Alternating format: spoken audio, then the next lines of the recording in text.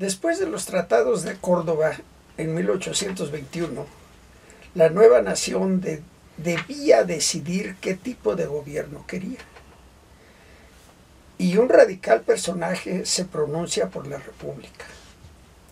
Este es el fraile dominico, doctor en teología, de tendencias muy avanzadas, nacido en Monterrey en 1765.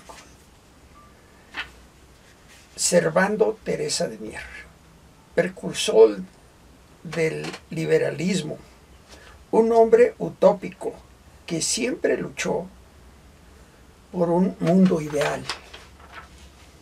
Este fascinante hombre estuvo preso infinidad de veces, tanto en conventos y cárceles, igual en América como en Europa, y se escapó siempre. De la única prisión donde no pudo fugarse fue de las celdas de la Santa Inquisición. Fray Servando Teresa de Mier se da a conocer en 1794 cuando dio un sermón en la Basílica de Guadalupe el 12 de diciembre y dice que la Virgen de Guadalupe no está plasmada en la tilma de Juan Diego, sino en la capa de Santo Tomás, conocido como Quetzalcóatl, más de 1000 años antes de dicha aparición. No la niega, por lo que es condenado por el mismo virrey y el arzobispo Alonso de Núñez de Haro. Estuvo preso por la Santa Inquisición y fue sentenciado a 10 años de destierro a España, de donde se fugó y se fue a Francia. Y es cuando conoció a Simón Gutiérrez, que fuera maestro de Simón Bolívar, y a José de San Martín, libertador sudamericano. Después participó en la guerra contra la invasión napoleónica como capellán del Regimiento de Infantería de Sevilla.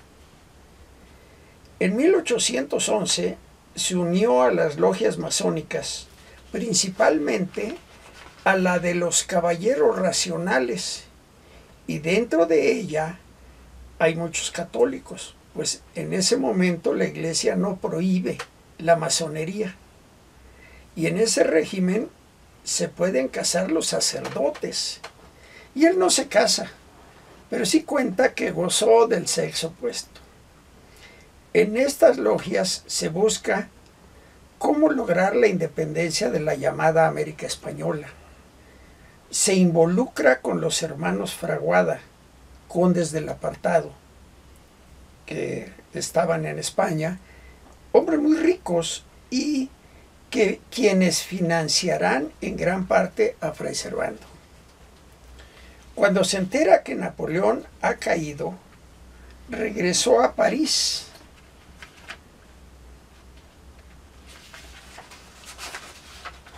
a buscar a una dama francesa de apellido Marrón.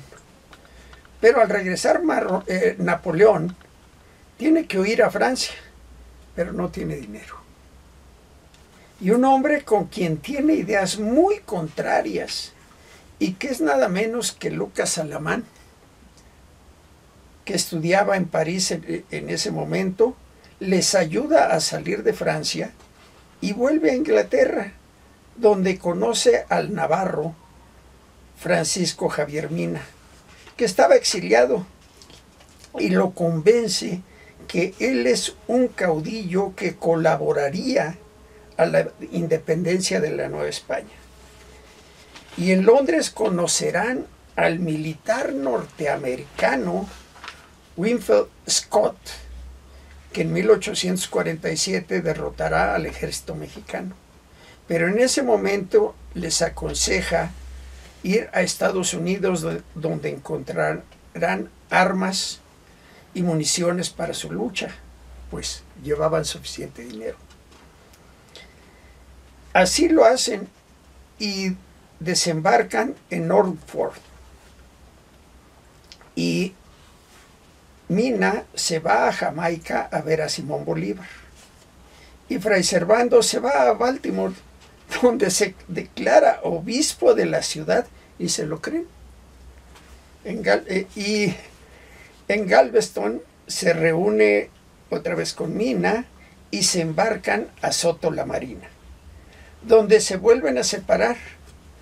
Poco después, Mina es derrotado y ejecutado, mientras Fray Servando fue enviado nuevamente a la Santa Inquisición para investigar las logias masónicas. Pretendieron regresarlo a España, pero al hacer escala en La Habana, nuestro héroe se vuelve a fugar. Y se va a Filadelfia, donde se entera de la independencia de México y que se ha convocado a un Congreso Constituyente.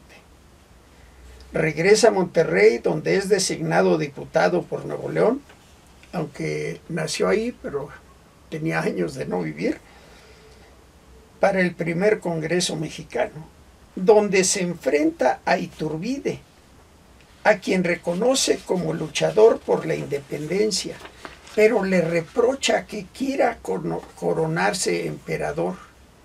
Y lo metió a la cárcel, donde nuevamente se escapó, ya que como hermano masón y caballero racional, la lucha por la independencia es buscando un régimen republicano. Cuando Iturbide abdicó y se forma el Segundo Congreso en 1824, donde se declara el sistema republicano y tiene grandes encuentros con Miguel Ramos Arizpe. También sacerdote y masón, pero de logias distintas. Y su discurso se conoce como las profecías, muy fuertes.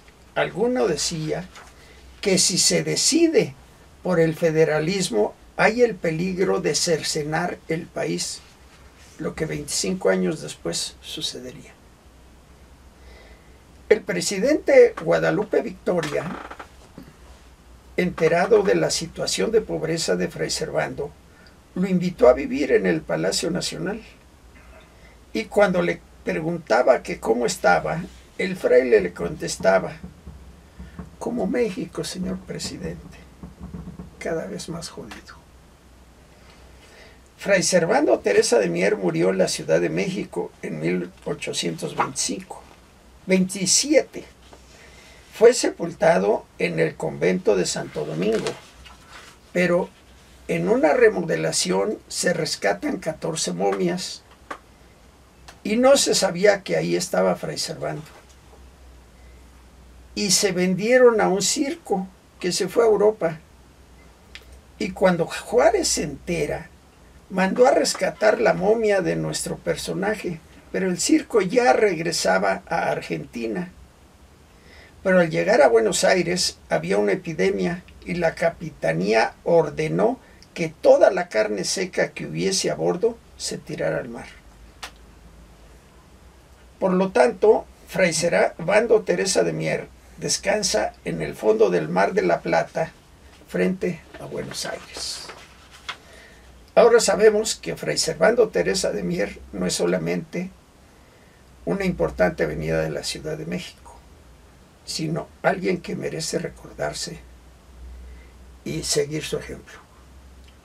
Yo soy Jorge Torres, guía de turistas, y nos vemos la próxima semana aquí en Mundamella.